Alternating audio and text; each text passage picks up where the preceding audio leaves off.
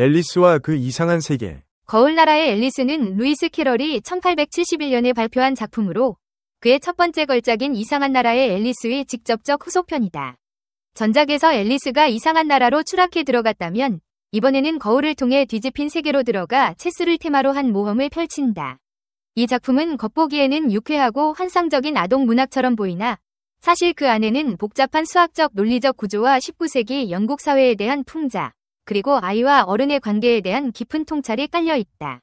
동시에 앞선 이상한 나라의 앨리스와 마찬가지로 아이의 시선과 어른의 시선이 어떻게 서로 다른가를 날카롭게 보여주는 텍스트이기도 하다. 그리고 루이스 캐럴이 수학자였다는 사실은 이 독특한 거울 세계의 기묘함 뒤에 숨겨진 논리적 장난과 무의식적 질문을 더욱 흥미롭게 만들어준다. 이 에세이는 이상한 나라의 앨리스와 거울 나라의 앨리스의 연속선상에서 특히 뒤쪽 작품인 거울 나라의 앨리스가 어떻게 아이의 세계와 어른의 세계를 연결하는 동시에 갈등시키는지, 그리고 그것이 어떻게 문학과 현실의 경계를 요동치게 하는지 살펴보고자 한다. 또한 이 영상은 루이스 캐럴이 19세기 말 물결표 20세기 초 독자들에게 미친 영향, 그리고 그 독자들 중 일부가 훗날 양자역학을 비롯한 물리학 혁명을 이끌었다는 사실이 주는 의미도 함께 고찰할 것이다. 거울 나라의 앨리스가 시작되는 장면에서 앨리스는 벽 위에 걸려있는 거울을 유심히 바라보다가 문득 저 거울 속 세계는 어떤 곳일까? 라는 궁금증을 품는다. 그리고 마치 꿈꾸듯 거울을 통과해 그 이면의 세계로 들어간다. 이로써 전작이 토끼굴을 통한 아래로의 추락을 그렸다면 이번에는 표면을 가로지르는 여행을 통해 새로운 환상 공간으로 진입한다. 거울을 통한 뒤집힘이라는 설정은 곧이어 전개될 모든 사건의 핵심이다. 특히 이 뒤집힌 세계에서 앨리스는 체스의 말이 되어 좌우가 뒤바뀐 공간을 누빈다. 체스판의 규칙이 세계의 움직임을 결정하고 모든 사물은 우리에게 익숙한 것에서 한 단계 더 비틀어져 나타난다. 캐럴은 이 과정을 통하여 기호와 논리를 예기치 못한 방식으로 변형한다. 뒤집힌 단어, 거꾸로 말하기, 그리고 상식적으로는 도저히 이해할 수 없는 모순된 상황들이 곳곳에 배치된다. 그런데도 앨리스는 전작에서와 마찬가지로 두려움이나 당혹감 대신 호기심과 이성을 잃지 않는다. 그녀의 태도는 도대체 이건 왜 이런 거지? 라는 질문 대신 여긴 그런 규칙이 적용되는구나 라고 받아들이며 상황을 해결해 나가는 쪽에 가깝다. 아이의 관점에서 보면 이 같은 받아들임의 태도는 자주 볼 수 있는 특징이다. 어른들이라면 상식과 경험에 어긋난다고 즉각 거부할 법한 상황도 아이들은 모호한 경계나 규칙을 일단 놀이로 받아들이며 그 안에 들어가 공감각적 체험을 시도한다. 캐럴은 이러한 아이의 융통성 있는 이성과 직관적 상상력을 잘 파악했고 따라서 앨리스가 맞닥뜨리는 뒤집힌 세계는 기이함을 넘어 하나의 논리적 우주로 기능한다. 독자들은 이 모험을 따라가면서 마치 거울 속에서 모든 것이 반사되듯 기존의 상식을 다시금 새롭게 비춰보게 된다. 이상한 나라의 앨리스에서도 그렇지만 거울 나라의 앨리스에서는 어른들의 세계와 아이들의 세계가 양립하기 어렵다는 사실이 더욱 기묘하게 부각된다. 체스판과 거울이라는 장치는 고도의 추상화를 가능케 하며 독자는 이 세계가 순수히 환상적인 것인지 아니면 우리가 살고 있는 현실을 뒤집어 놓은 은유적 장치인지에 대해 끊임없이 질문하게 된다. 작품 속에서 앨리스가 만나는 인물들은 어른 사회의 문제점을 극적으로 과장하거나 특정 성격을 하나의 캐릭터로 위인화한다. 붉은 여왕의 경우는 끊임없이 앨리스를 재촉하거나 달리지 않으면 뒤처진다 라는 식의 강압적 태도를 보인다. 이는 작품 외적으로 볼 때 산업혁명 이후 급속도로 변해가던 19세기 말 영국 사회에서 사람들이 느꼈던 조급함과 경쟁 논리를 상징한다고 볼 수도 있다. 오직 앞으로 나아가는 것만이 가치 있는 것처럼 여겨지는 분위기에서 앨리스는 왜 이렇게 서둘러야 하지? 라는 근본적 질문을 던지며 아이들이 느끼는 어른 세계의 부조리를 대변한다. 한편 어떤 인물들은 말장난과 논리적 모순을 휘두르며 앨리스를 당황시키는데 이것 역시 관습과 전통, 제도와 관료주의가 빚어내는 어른 세계의 복잡하고 비합리적인 면모를 풍자한다. 어른들이야말로 사실은 더 부조리한 세계에 살고 있지 않은가?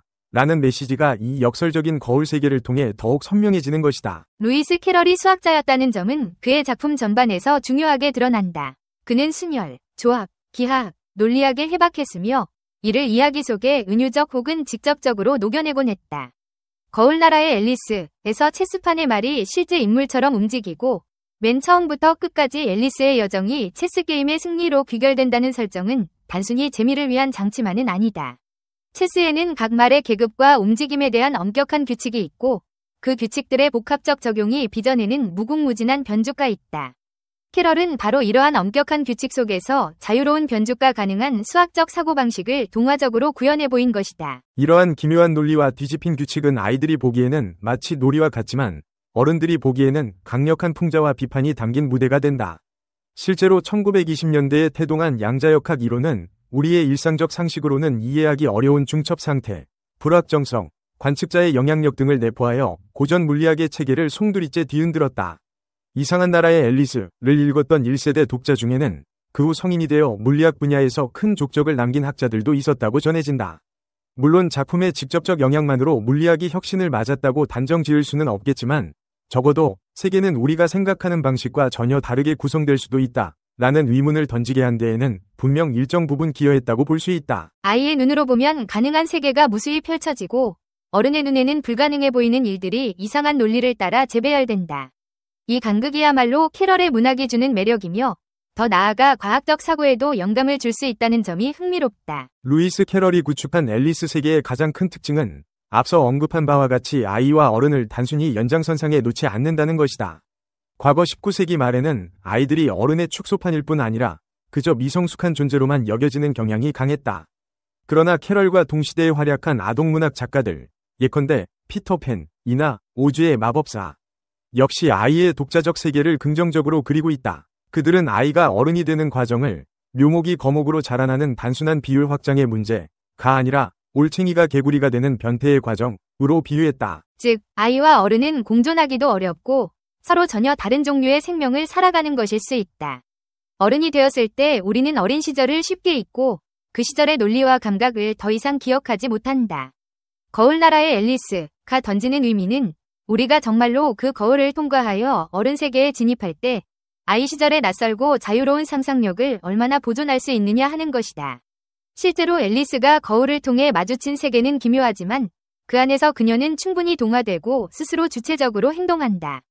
그러다가 결국 이야기 말미에는 다시 원래 세계로 돌아오지만 그 경험만큼은 온전히 자신의 것으로 남긴다.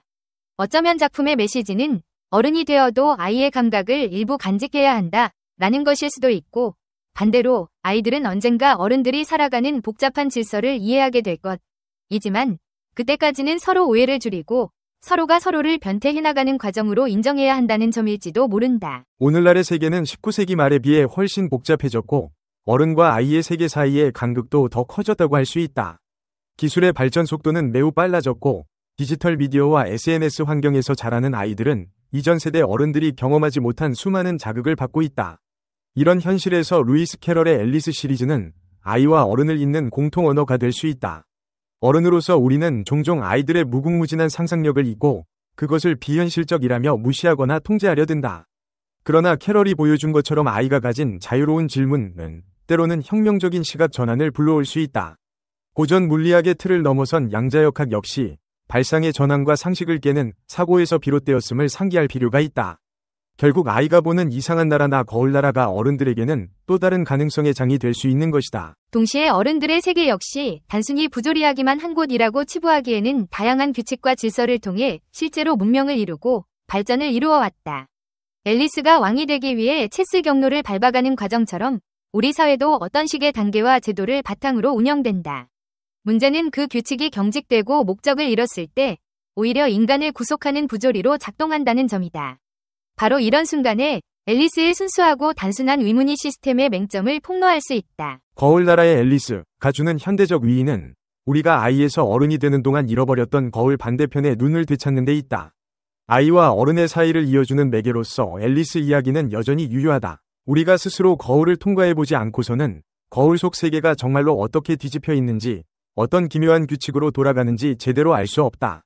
그리고 그 뒤집힌 모습을 통해 비로소 우리의 현실을 다시금 돌아볼 수 있게 된다. 결론으로 거울나라의 앨리스는 명백히 아이들을 위한 동화의 형식을 취하고 있지만 그 본질은 오히려 어른 독자들을 더 강력하게 자극한다. 이것은 어쩌면 루이스 캐럴이 가지고 있던 이중적 정체성, 수학자이자 논리학자이면서 동시에 동화작가, 그리고 19세기 영국 사회의 교양인으로서 아이들의 순수함과 어른들의 복잡함을 동시에 이해하는 사람이었기 때문일 것이다. 작품 속 앨리스는 부조리한 것은 어른들의 세상이라고 인식하면서도 결국 거울 세계 속 부조리를 담담히 마주하고 그 안에서 스스로 길을 찾는다.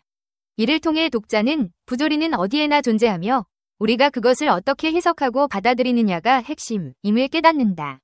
또한 아이들이 어른들을 이해하지 못하고 어른들이 아이들의 세계를 쉽게 읽는 것은 하나의 필연적 단절로 보이지만 동시에 앨리스는 그 둘을 이어주는 교량 역할을 해낸다. 거울나라는 현실과 분리된 순수 환상이 아니다. 오히려 현실을 비춰주는 메타적 장치이자 우리의 눈을 다시금 깨워주는 상징적인 도구다.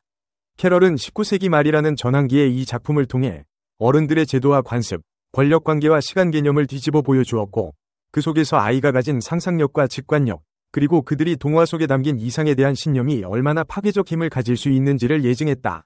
오늘날에도 거울나라의 앨리스는 여전히 사랑받고 있으며 다양한 예술적 해석과 재창작, 과학적 철학적 논의의 소재가 되고 있다. 어른이 된 우리가 이 작품을 다시 읽어볼 때 그 안에는 단순히 어른들이 보기엔 이상한 아이의 모험이 아니라 이제는 아이의 눈을 잃어버린 우리가 뒤늦게 발견하는 뒤집힌 논리가 담겨 있음을 깨닫게 된다. 그 발견을 통해 우리는 잠시나마 거울을 통과해 과거의 우리 자신과 조우하고 미래의 가능성을 상상하며 현재의 삶을 새로운 각도에서 들여다볼 수 있다. 그리고 그것이야말로 이상한 나라와 거울나라를 잇는 가장 본질적인 힘일 것이다. 이 비디오가 유용했다면 좋아요와 구독 버튼을 눌러주세요. 건강한 삶을 위한 더 많은 팁을 공유할 테니 계속해서 성필원 채널을 지켜봐 주세요. 감사합니다.